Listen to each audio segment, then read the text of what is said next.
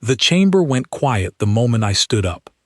My name is Ethan Cole, and I was the senior human representative to the Interstellar Concordat, sitting in a circular hall built for 9 species and exactly 0 patients for a 10th. The air smelled faintly of ozone from the translation drones hovering above each delegate.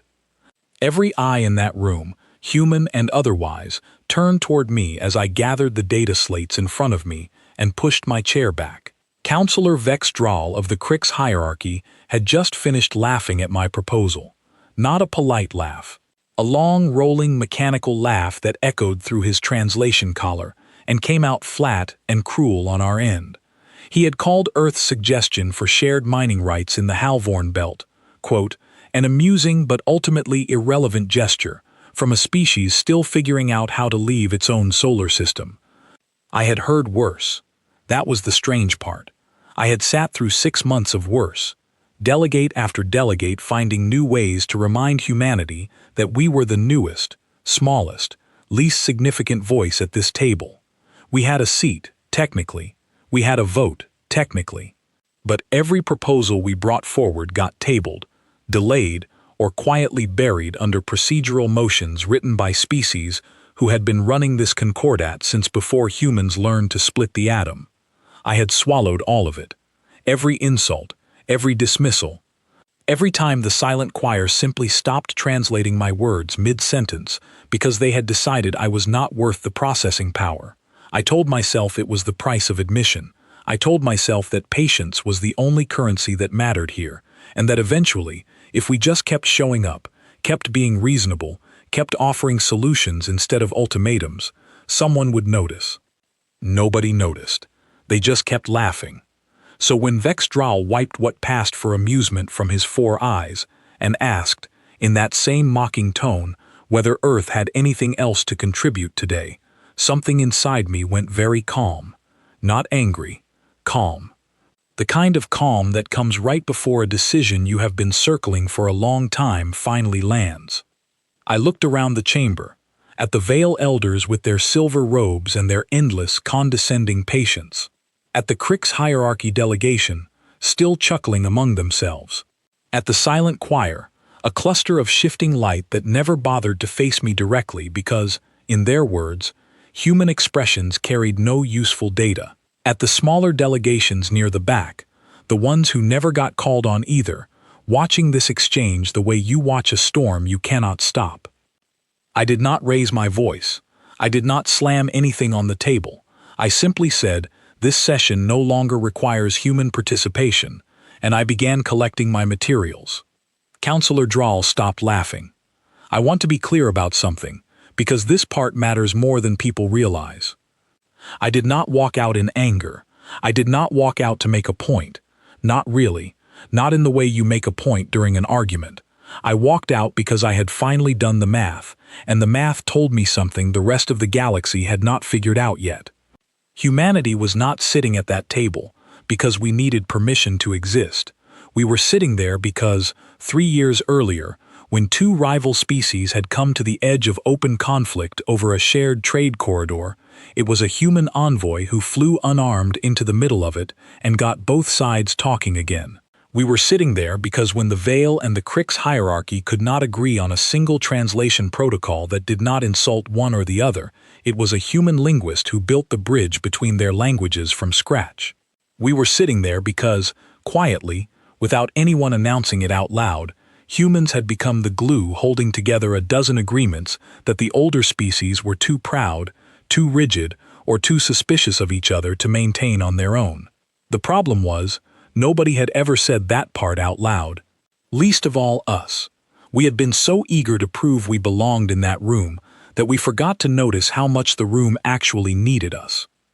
I stood at the edge of the circular table, slates tucked under my arm, and I looked at Vex Drawl one last time.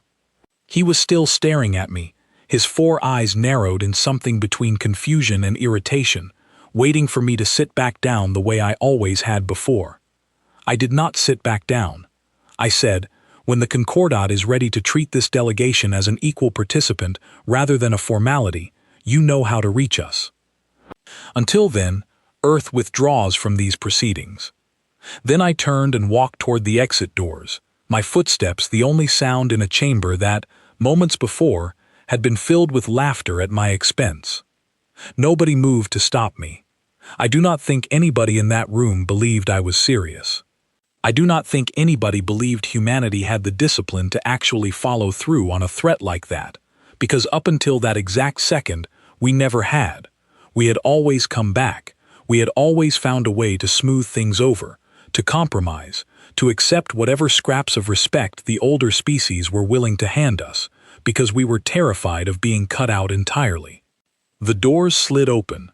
Cool corridor air replaced the ozone smell of the chamber, and behind me, I heard Vex Draal say something to his aide, something my translation collar caught just before the doors closed again.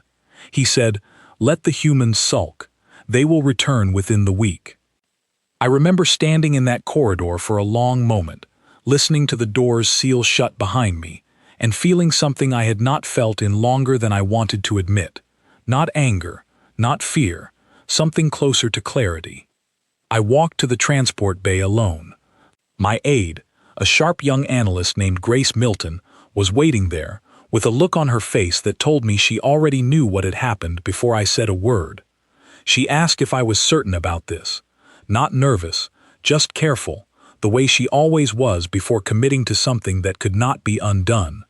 I told her I was certain. I told her that for 6 months we had been playing a game where the rules were written by everyone except us, and that the only way to find out what we were actually worth to this galaxy was to stop playing entirely, even for a little while, and see what happened. She asked what happened if nothing happened. What if the Concordat simply continued on without us, and the silence stretched out for months, and nobody ever came looking? That was the risk, and I did not pretend otherwise. I told her that was always the risk with walking away from any table. You do not know your value until you are gone from the room, and there is a real chance the answer is that nobody notices at all. But I also told her something else, something I had been turning over in my mind for weeks before that meeting even happened. I told her that the Concordat's entire structure ran on cooperation between species who fundamentally did not trust each other. The Veil considered the Crix hierarchy reckless. The Crix hierarchy considered the Veil cowardly. The Silent Choir considered almost everyone beneath conversation. And in the middle of all that suspicion, quietly, patiently, humans had been the ones running the back channels, the informal conversations, the compromises drafted over shared meals instead of formal sessions, the unglamorous work of making sure two proud, ancient species did not let a small disagreement spiral into something neither of them could walk back. Nobody had asked us to do that work. We had simply started doing it because it needed doing, and because it turned out that human diplomats were unusually good at reading a room full of very different minds and finding the thread that could pull them back together. Grace asked if I really believed the Concordat would fall apart without us. I told her I did not know if it would fall apart, but I believed, and I had believed it for a while, that things would get harder faster than anyone in that chamber expected. I believed that the smooth, orderly appearance of Concordat diplomacy had always depended on invisible labor, and that most of that invisible labor had human fingerprints on it. We boarded the transport in silence after that. I looked back once, through the viewport, at the tower that housed the Concordat chamber, its silver spires catching the light of a sun that was not ours, in a system that was not ours, on a station built by species far older than we were. I did not know, standing there, exactly how right I was about to be. I did not know how quickly the quiet confidence in that laughing counselor's voice would start to crack. I only knew that for the first time in 6 months, I was not walking into that chamber to be dismissed. I was walking away from it, and whatever came next, it was going to be on different terms. The transport doors closed. Grace sat across from me, still watching my face for some sign of doubt. There was doubt. I will not pretend there was not. But underneath it, there was something steadier, something that had been building in me for a long time without my fully realizing it. A quiet certainty that the galaxy had made a habit of underestimating exactly what an empty chair could mean. We had left the table. Now we were going to find out just how much they needed us back at it. The first sign of trouble did not come from the Concordat itself. It came from a trade report. 3 weeks after I walked out of that chamber, Grace brought me a summary of shipping data from the Halvorn corridor, the same disputed region Vexdral had laughed off as irrelevant. Traffic through the corridor had slowed by nearly a third. Not because of any blockade or conflict, but because the informal scheduling system that kept Vale cargo vessels and Krix hierarchy transports from colliding into each other's territory had quietly depended on a human coordination office that Earth had staffed for over a year. We had pulled that office along with everything else when we withdrew from Concordat proceedings. Nobody had told the Vale or the Krix hierarchy shipping authorities that the coordination desk would go dark. We simply stopped showing up, the same way we stopped showing up in the chamber, and within days both sides were sending each other formal complaints written in language stiff enough to be considered borderline hostile by their own standards. I remember sitting with that report for a long time. Grace asked if I felt any satisfaction reading it. I told her the honest truth, which was that I did not feel satisfaction so much as a strange, sinking confirmation. I had believed the coordination office mattered. I had not fully understood how much it mattered until it disappeared and nobody else knew how to hold the arrangement together. The second sign came a few days later, and it was harder to watch unfold from a distance. A minor species called the Orinth, a small trading collective who had never held much power within the Concordat, had spent the better part of 2 years locked in a slow, grinding dispute with a nearby Krix hierarchy outpost over mineral rights along their shared border. It was not a dangerous dispute, not really, not the kind that made headlines across Concordat space. It was the kind of dispute that simmers quietly for years because neither side trusts the other enough to sit down and settle it directly. Humanity had been quietly managing that relationship for the better part of a year, not through any formal Concordat mandate, but because one of our junior envoys, a patient, soft-spoken young man named Daniel Hart, had built a genuine rapport with the Orinth Trade Council. He visited them regularly. He listened to grievances that nobody else bothered to hear. He translated their concerns into language the Krix hierarchy would actually respond to instead of dismiss.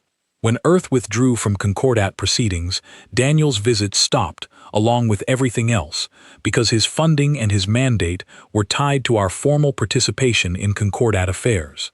Nobody replaced him. Nobody thought to. Within 2 weeks, the Orinth Trade Council sent an angry message directly to the Krix hierarchy outpost, accusing them of deliberately encroaching on shared territory.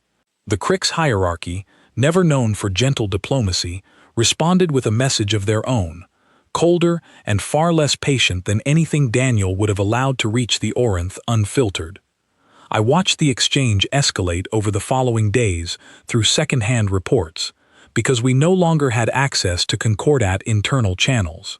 Ships began patrolling closer to the disputed border than either side usually allowed.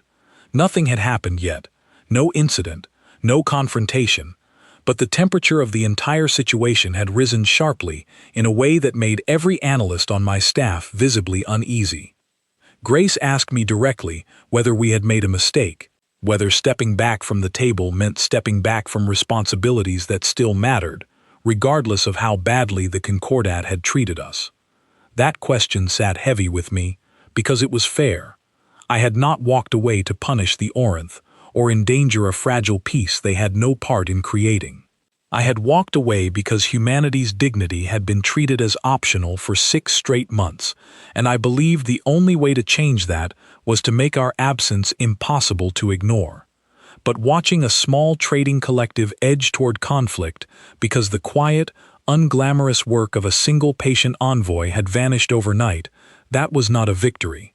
That was a cost, and I felt it. I made a decision that night that I did not run past the full Concordat, because we were no longer part of Concordat proceedings, but I ran it past Grace and a handful of senior staff. I authorized Daniel Hart to continue his visits to the Orinth Trade Council, unofficially, on his own initiative, purely as a private gesture of goodwill rather than a formal diplomatic function. Humanity was withdrawing from the negotiating table, not from basic decency. Daniel left within hours. He arrived at the Orinth outpost 2 days later, and by every account I received afterward, his presence alone brought the temperature down considerably. The Orinth trusted him. They had trusted him for a year, and that trust did not disappear simply because Earth's formal seat at the Concordat sat empty. But here is the detail that mattered most. The detail that Grace pointed out to me a week later while we reviewed everything unfolding across Concordat space. Daniel had diffused that particular situation because he chose to go, quietly, on his own judgment, without waiting for permission from a chamber that had spent 6 months telling us our judgment did not matter. The Concordat itself had done nothing. Its formal channels, its official mediators, its senior counselors, none of them had lifted a hand to prevent 2 of its member species from drifting toward conflict. It was humanity, acting alone, outside any official capacity, that kept the peace. Word of that spread faster than I expected, not through Concordat channels, since we were no longer part of them, but through informal trade networks, through smaller species who talked to each other far more than the major powers realized. Within days, 2 other minor delegations reached out to Earth directly, cautiously, almost apologetically, asking whether humanity might be willing to help mediate disputes that the Concordat's official processes had left to fester for months or years. I said yes to both, on the same terms Daniel had used with the Orinth. Quietly, personally, without demanding anything in return, and without going anywhere near the Concordat chamber itself. Grace pointed out, with a faint smile, that we were somehow doing more diplomatic work outside the Concordat than we had ever been permitted to do inside it. I told her that was exactly the point, though I had not expected it to become obvious quite so quickly. Meanwhile, the silence from the Concordat's senior leadership continued. No formal message, no request for our return. I later learned, through channels that reached us well after the fact, that Counselor Draal had spent those first weeks telling anyone who would listen that humanity's withdrawal was a minor inconvenience, a temporary gap that the Concordat's established species could easily absorb without difficulty. For a while, on the surface, that appeared true. The major powers, the Veil, the Crix hierarchy, the Silent Choir, continued their formal sessions without us. Motions were passed, statements were issued. From a distance, it looked like the Concordat was functioning exactly as it always had. But beneath that surface, the cracks Grace and I had been tracking kept widening. Shipping delays in 3 separate corridors, a stalled resource agreement between 2 mid-tier species that had relied on a human translator to bridge a dialect gap neither side's own linguists could manage. A minor territorial dispute near the Outer Rim that, 6 months earlier, would have been quietly resolved by a human mediator working informal back channels, but instead sat untouched, growing more tense by the week because nobody in the formal Concordat structure had ever bothered to learn how to do that kind of patient, unglamorous work. None of it was catastrophic yet. That was the frustrating part, watching it unfold. None of it rose to the level that would force the Concordat's senior leadership to admit anything was wrong. It was simply friction, everywhere, all at once, the kind of friction that had always existed beneath the surface of Concordat affairs, but had been smoothed over so consistently, so quietly, by human hands, that nobody had ever noticed the smoothing was happening at all. I remember a conversation with Grace late one evening, reviewing the accumulated reports from 6 different sectors, watching the pattern become undeniable even if nobody else was ready to admit it yet. She said it felt like watching a building slowly lose its foundation while everyone inside kept insisting the walls looked fine. I told her that was exactly what it was, and that buildings like that do not fall all at once. They fall in pieces, quietly, until one day something gives way that nobody expected, and only then does everyone finally look down and ask how long the foundation had actually been cracked. We were not trying to make that happen. I want to be honest about that, because it would have been easy to lean into some quiet satisfaction watching the Concordat struggle without us. But every delayed shipment meant real consequences for real communities across a dozen systems. Every unresolved dispute carried real risk of escalating into something none of us wanted. I had walked away from that chamber to prove a point about respect, not to watch the galaxy suffer for it. So we kept doing what Daniel had done.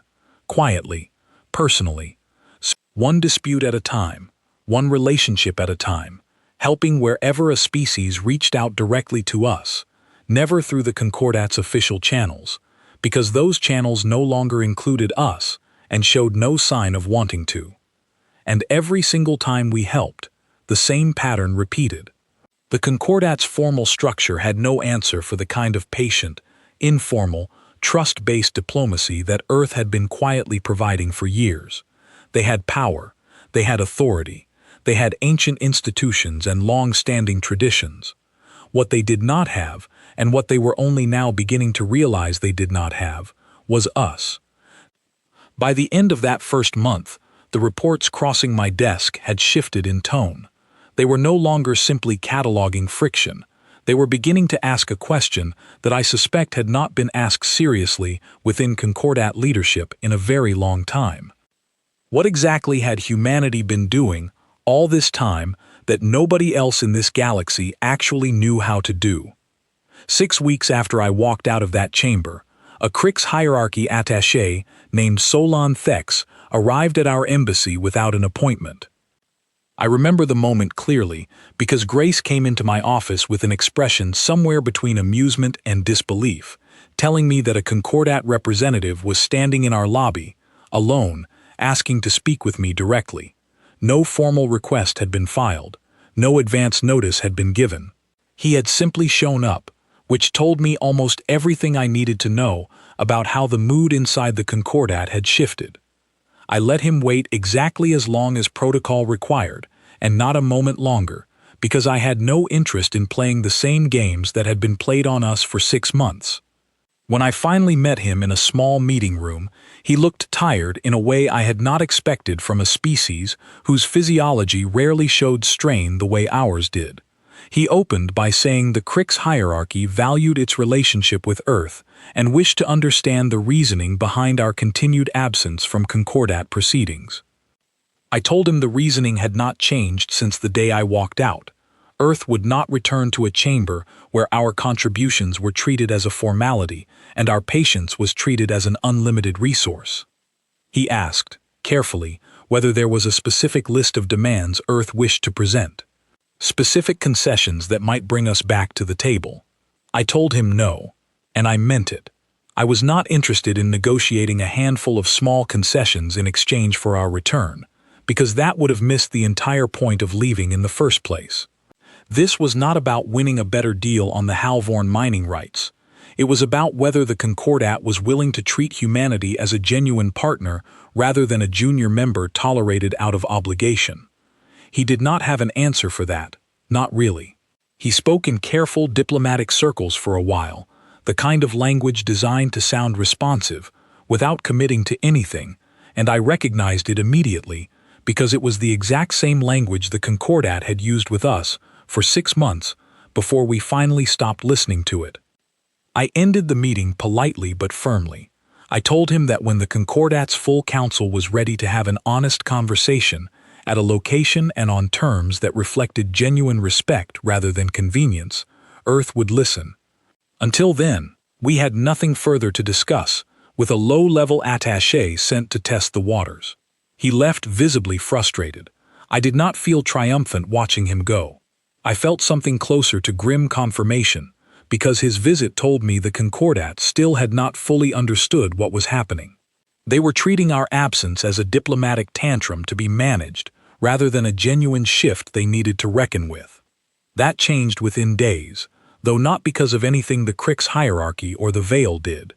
It changed because of the smaller species. Word had continued spreading through informal trade networks about the disputes humanity had quietly helped resolve outside official Concordat channels. The Orinth situation with the Crix hierarchy outpost had cooled significantly thanks to Daniel's continued visits.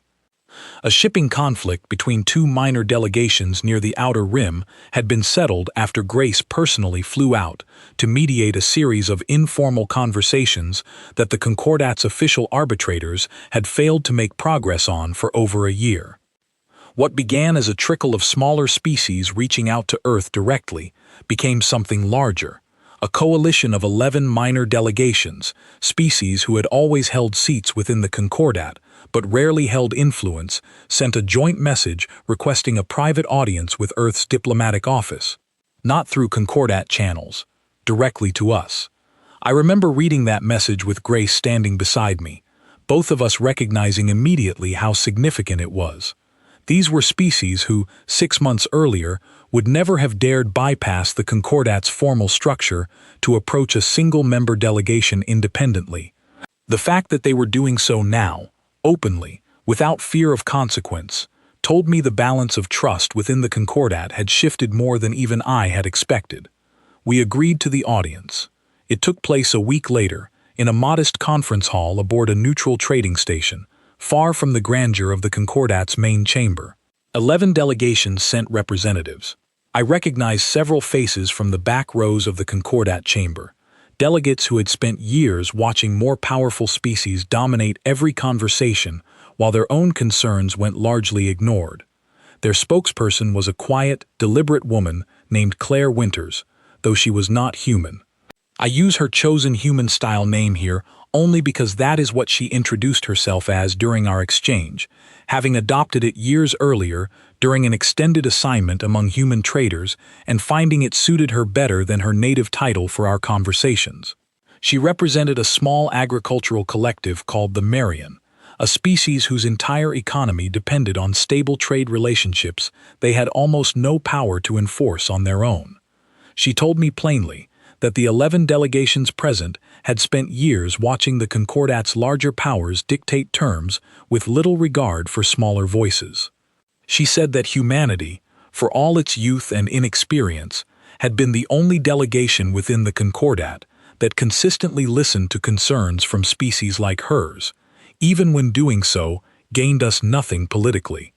She said that since our withdrawal, the informal support structures that species like the Marian had quietly relied on, human mediators, human translators, human coordination offices, had vanished, and the effects had been immediate and painful.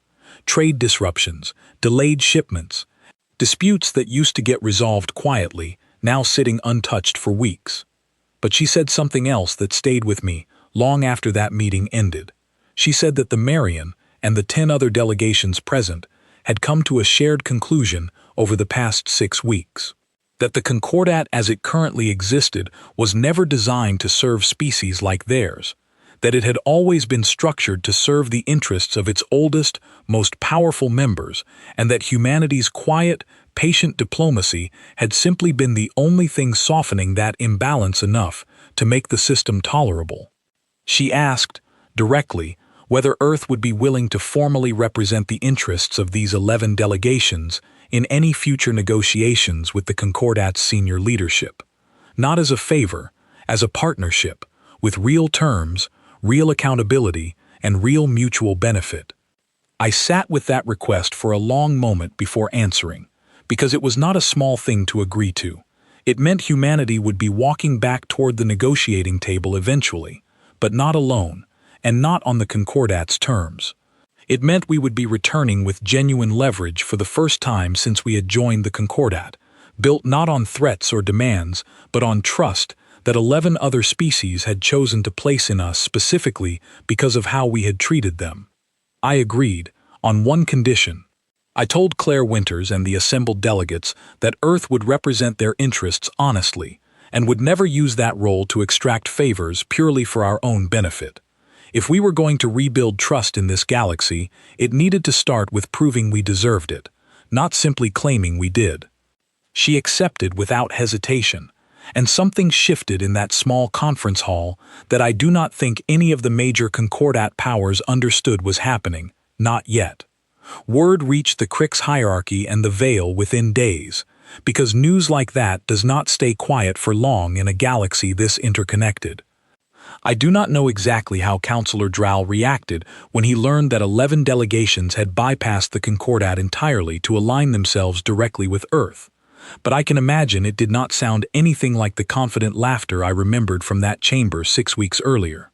The pressure on the Concordat's senior leadership began mounting from multiple directions at once. Trade disruptions continued rippling through sectors that had quietly depended on human coordination. Minor disputes that used to resolve themselves within weeks now stretched into months, feeding growing frustration among species who had never had much patience for the Concordat's slow, self-important processes to begin with.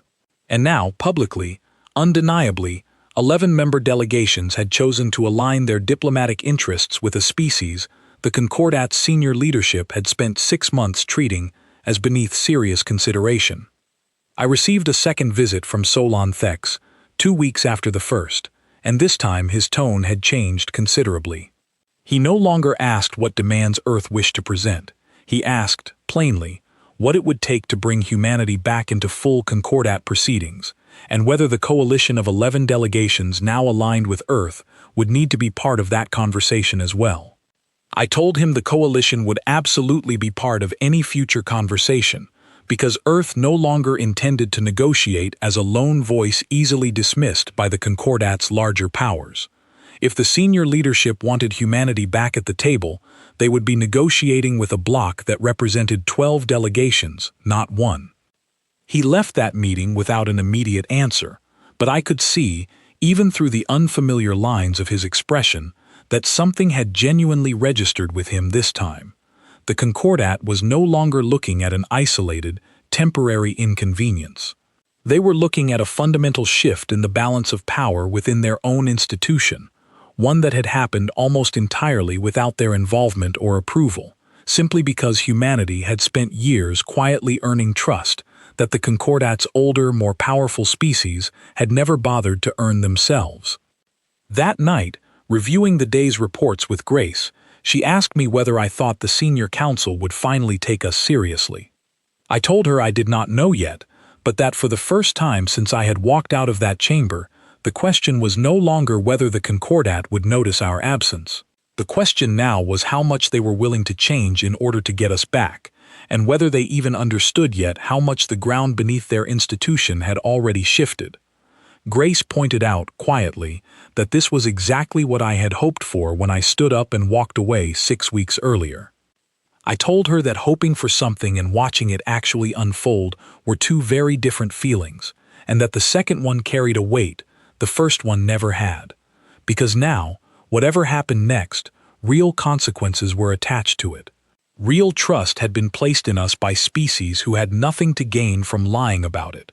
Real disputes were still smoldering across a dozen systems because the Concordat's formal structure had proven, undeniably, that it could not function the way it always claimed to without the quiet work humanity had been doing all along.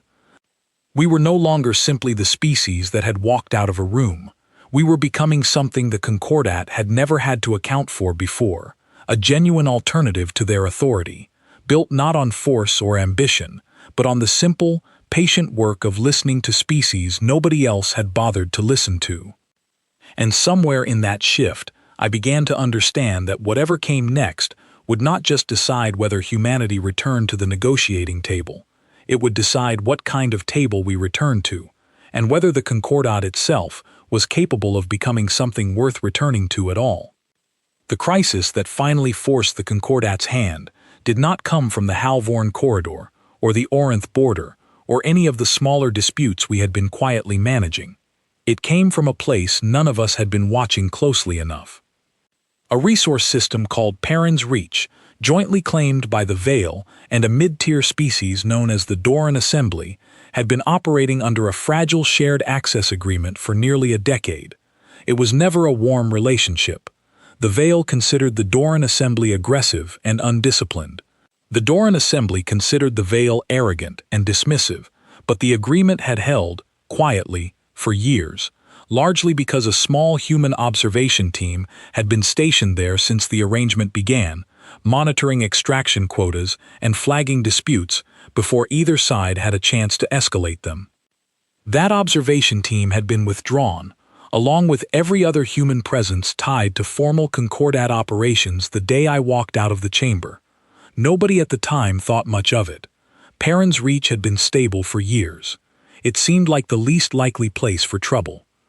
I learned later, through reports that reached us well after the situation had already spiraled, that within 2 months of the observation team's withdrawal, extraction numbers on both sides had quietly begun drifting outside agreed limits. Neither side was deliberately cheating, not at first. It was simply that nobody was tracking the numbers closely enough to catch small deviations before they compounded into large ones. By the time either side noticed, both had accused the other of violating the agreement, and neither trusted the other enough to believe it had been an honest mistake. Grace brought me the first urgent report on a morning that started like any other. Vale warships had moved into defensive positions near the Perrin's Reach extraction fields. The Doran Assembly had responded by mobilizing their own defense fleet along the system's outer boundary. Neither side had taken hostile action yet, but both had crossed a threshold that Concordat treaties defined as a serious escalation, and both were refusing to stand down until the other did first. The Concordat Senior Council convened an emergency session within hours. I watched updates on that session through second-hand channels, since we still held no formal seat, and what I saw confirmed everything Grace and I had been tracking for months. The Concordat's official arbitrators, the same institutions that had always handled disputes of this size, proved almost entirely useless. The Vale arbitrator assigned to the case had a personal history with the Doran Assembly delegation that made both sides distrust his neutrality. The Crix hierarchy representative brought in as a secondary mediator had no patience for the slow, careful listening this kind of situation demanded, and his blunt approach only deepened the Doran Assembly's suspicion that the entire Concordat was aligned against them. The silent choir, true to form, offered analysis without empathy, presenting data neither side found remotely reassuring in the middle of a crisis driven almost entirely by wounded pride and mutual suspicion. 3 days into the standoff, with both fleets still holding position and tensions climbing by the hour, the emergency session collapsed without producing any agreement at all. I remember reading that report and feeling something cold settle in my chest, because I understood immediately what it meant. The Concordat, for all its history and authority, did not actually know how to diffuse a situation like this without the quiet, patient mediation work it had spent years outsourcing to human hands without ever acknowledging it. That evening, I received a message unlike any I had gotten since walking out of that chamber 4 months earlier. It came directly from the Concordat's full senior council, not a low-level attaché, not a cautious feeler sent to test our mood. The full council, requesting an emergency audience with Earth's diplomatic delegation at a location and on terms of our choosing. Grace read the message over my shoulder twice before saying anything. Then she asked what I planned to do. I told her the truth, that everything I had worked toward since walking out of that chamber had been building toward exactly this moment, and that I intended to use it, but not to gloat, and not to extract concessions purely for the sake of proving a point. 2 fleets were sitting opposite each other, with real people aboard them, and whatever leverage humanity had earned over the past 4 months needed to be spent first on preventing something none of us could take back, before it was spent on anything else. I agreed to the audience on one condition, the same condition I had given Solon Thex weeks earlier. The coalition of delegations now aligned with Earth would be represented in any formal negotiations going forward. The council agreed without argument, which told me more about how much their position had weakened than any report could have. I chose the location myself, a small neutral station far from the grandeur of the Concordat's main chamber, the same kind of modest conference hall where I had first met with Claire Winters and the coalition of 11 delegations months earlier. I wanted the council to understand, from the moment they arrived, that this conversation would happen on different terms than the ones they were used to. Before traveling to that meeting, though, there was more urgent work to do. I contacted Daniel Hart, who had spent months quietly rebuilding trust with smaller delegations across concordant space, and asked him to reach out immediately to any contacts he had within the Doran Assembly. I contacted Claire Winters as well, since the Marian had long-standing trade relationships with both the Vale and the Doran Assembly, and might carry credibility neither side would extend to the Concordat's official channels. Within a day, Daniel had secured a private, informal conversation with a senior Doran Assembly commander, someone he had built a relationship with months earlier during an unrelated trade dispute. That conversation did not solve anything on its own, but it opened a door the Concordat's formal arbitrators had never managed to open, because the commander trusted Daniel in a way he did not trust anyone wearing an official Concordat title. I traveled to Perrin's Reach myself 2 days later, alongside a small team that included Grace and Claire Winters. We did not arrive with authority. We did not arrive with any formal Concordat mandate, since none had been extended to us yet. We arrived the same way Daniel had arrived at the Orinth outpost months earlier, quietly, personally, offering to listen before offering any solutions. I will not pretend it was simple. It took 2 full days of careful, patient conversation, first separately with each side, then slowly, cautiously, together. The Vale commander was furious, convinced the Doran Assembly had deliberately violated the extraction agreement to gain an advantage. The Doran Assembly commander was equally certain the Vale had been quietly cheating the arrangement for months and had only escalated defenses in response. What neither side had considered, until we laid the actual extraction data in front of them side by side, was that both of them were telling the truth about their own actions while being wrong about the other's intentions.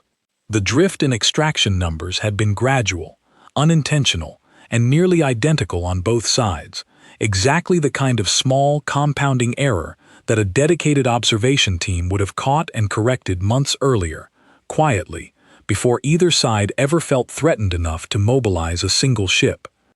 Watching both commanders realize, almost simultaneously, that they had nearly gone to war over a misunderstanding that careful oversight could have prevented entirely, was one of the most sobering moments of my life. Neither of them apologized outright, pride being what it is among most species in this galaxy, human included, but both agreed, quietly, to stand their fleets down, and both agreed to reinstate a dedicated observation presence at Perrin's Reach going forward. They asked, without much hesitation, whether that observation team could be staffed by humans again. I said yes. By the time we returned from Perrin's Reach, word of what had happened had spread through Concordat space faster than any official report could have carried it. A crisis that the Concordat's full senior council, its official arbitrators, and its most experienced diplomats had failed to resolve in 3 days of formal proceedings, had been quietly diffused in 2 days by a small human team working entirely outside any Concordat mandate. The audience with the full senior council took place 3 days later, at the neutral station I had chosen. I walked into that conference hall with Grace, Claire Winters, and representatives from the full coalition of delegations now aligned with Earth. I did not walk in as a supplicant hoping to be readmitted. I walked in as someone who had just watched, firsthand, exactly how much the Concordat's stability depended on work it had never valued, and I intended to make sure that dependence was finally, plainly, acknowledged. Councillor Drow was seated at the head of the council table when I entered. He did not laugh this time. He did not need to say anything at all for me to understand that the 4 months since I had last stood in a room with him had changed something fundamental in how he saw the delegation standing in front of him now. I sat down across from him, set my slates on the table, and told the assembled council that Earth was ready to discuss the terms of our return. But this time, I said, we would be the ones setting the agenda. The negotiations that followed lasted 9 days, and they looked nothing like the sessions I remembered from 4 months earlier. I want to describe the room first, because the room itself told a story. The Concordat Senior Council had offered their main chamber for this meeting, the same circular hall with its silver spires and its ozone-smelling translation drones. But I declined. I insisted we continue meeting at the neutral station instead, in the same modest conference hall where this entire shift had begun. Counselor Drow did not argue. That alone told me how much had changed, because 4 months earlier, the idea of the Concordat's senior council traveling to meet on Earth's terms would have been unthinkable to every delegate at that table. Grace sat beside me throughout the proceedings, along with Daniel Hart, who had flown in directly from his ongoing work with the Orinth Trade Council, and Claire Winters, representing the coalition of delegations that now numbered 14, 3 more having joined in the weeks following Perrin's reach. Across from us sat the full senior council, the Vale Elders, the Crix hierarchy delegation led by Counselor Drow, and the shifting light cluster of the Silent Choir, who for the first time since I had known them, actually faced our delegation directly while we spoke. The first 2 days were the hardest, not because either side threatened to walk away, but because genuine change is slow, even when everyone involved agrees it is necessary. The Council's initial proposal offered humanity an expanded advisory role, more influence than we had before, but still without full voting parity with the founding species. I rejected it plainly, without anger, but without room for negotiation either. I told the Council that an expanded advisory role was simply a more comfortable version of the same arrangement that had failed for 6 months before I walked out of their chamber.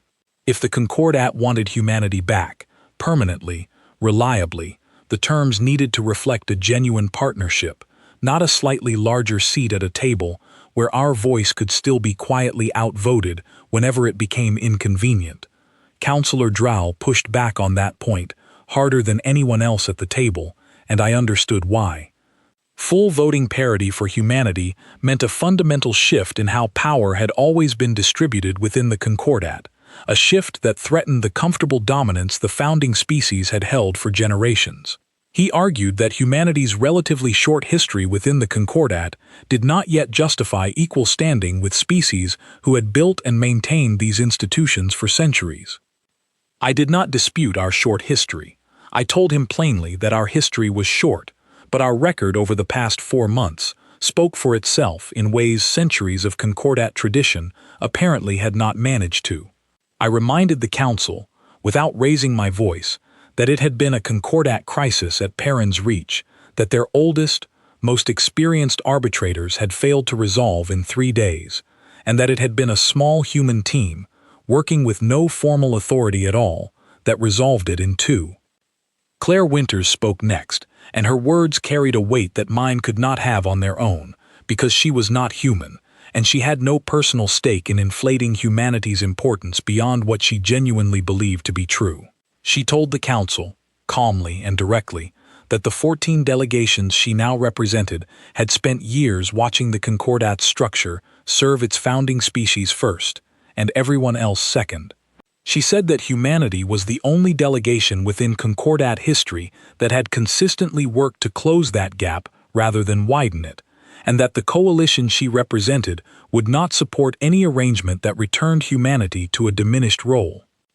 That statement shifted something in the room. I watched it happen in real time, watched the Vale Elders exchange careful glances, watched even the Silent Choir's shifting light pause for a longer moment than usual before responding. The Council was no longer simply weighing whether to make concessions to humanity. They were weighing whether to make concessions to a coalition of 14 delegations who had chosen, openly, to stake their trust in Earth rather than in the Concordat's traditional leadership. By the 5th day, the tone had changed considerably. The Council's proposals grew more serious, more substantive. Discussions moved from vague gestures toward genuine structural questions. What would full voting parity actually look like within Concordat procedures? How would future disputes be handled to ensure the kind of quiet, informal mediation work humanity had been quietly providing for years was formally recognized, funded, and staffed, rather than depending on the personal goodwill of individual envoys working outside any official mandate? I made sure that last point was addressed directly, because I did not want humanity's future within the Concordat to depend on people like Daniel Hart choosing, on their own initiative, to fly out and prevent conflicts nobody else was equipped to prevent. That kind of work needed structure. It needed recognition. It needed to be built into the Concordat's formal processes, rather than existing as an invisible, uncompensated labor that only became visible once it disappeared. By the 7th day, we had draft language for a new framework. Full voting parity for Earth within all Concordat proceedings.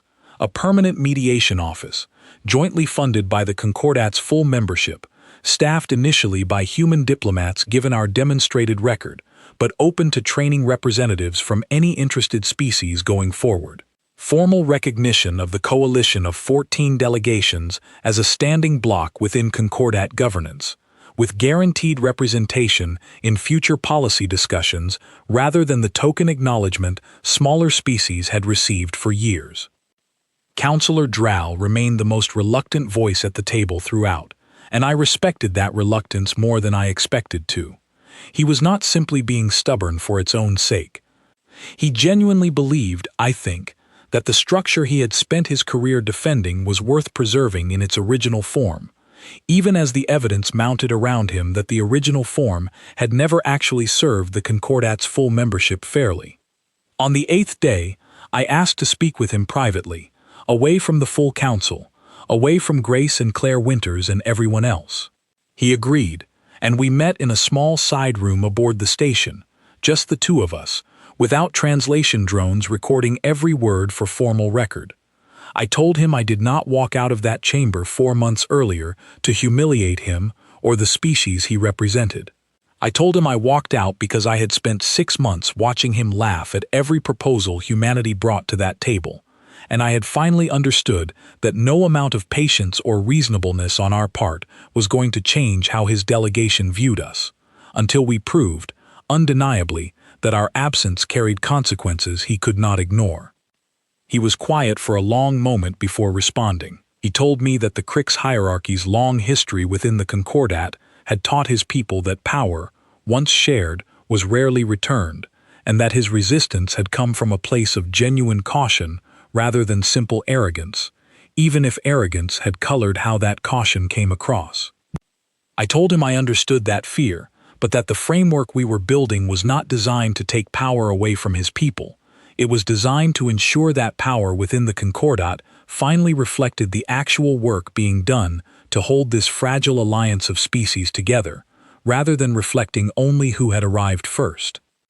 He did not fully agree with me in that conversation, but something in his posture shifted, some of the guarded resistance easing, and when we returned to the full council the following day, his objections had softened considerably. The final agreement was signed on the 9th day, in that same modest conference hall, with representatives from every major Concordat power and all 14 delegations of the coalition present. Full voting parity for Earth, a permanent, properly funded mediation office, formal recognition of the coalition's standing within Concordat governance. It was not a perfect document. No negotiation of this scale ever produces one, but it was honest in a way the Concordat's founding structure had never been forced to be honest before. I remember standing at that table afterward, watching delegates from species who had spent 6 months barely acknowledging humanity's presence now approaching our delegation directly, speaking with a respect that had nothing to do with formality and everything to do with genuine recognition finally, belatedly earned. Grace found me near the edge of the room once the formal proceedings had ended, and she asked me, quietly, whether this was the outcome I had imagined 4 months earlier, standing in that chamber, gathering my slates and walking toward the door. I told her the honest truth. I had not imagined this specific outcome, not in detail. I had only believed, with a certainty I could not fully explain at the time, that humanity's value in this galaxy was real, even if nobody else had bothered to notice it yet, and that the only way to prove it was to stop performing for a room that had already decided not to listen. What I had not expected, what I do not think anyone could have predicted, was how much that single quiet decision to leave would end up reshaping the entire structure of an institution that had existed for generations before humanity ever left its own solar system. Daniel Hart still visits the Orinth Trade Council regularly, though now his work is formally recognized and funded through the new mediation office, rather than existing purely on his own initiative. Claire Winters continues representing the coalition, which has grown to 17 delegations in the months since that agreement was signed. The observation team at Perrin's Reach remains staffed by a joint human and Doran assembly crew, and extraction numbers there have not drifted outside agreed limits since. As for me, I still sit at that negotiating table, though it looks different now than it did the day I walked away from it. Counselor Drawl and I do not always agree, and I suspect we never fully will, but he no longer laughs when Earth brings a proposal forward, and that alone tells me something has genuinely changed. I think about that day often, standing in that chamber, gathering my slates, hearing Vex Drawl tell his aide that humans would return within the week out of simple desperation. He was wrong about the timeline, and he was wrong about the reason. We did not return out of desperation. We returned because, for the first time since joining this fragile alliance of very different species, the table was finally built to hold all of us equally. It took an empty chair for this galaxy to understand what humanity had been quietly offering it all along. I do not know if we will ever be thanked for that, not directly, not in the language most of these species use to express such things. But I know the chair is no longer empty, and I know, this time, that everyone in that room understands exactly why it matters that it is filled.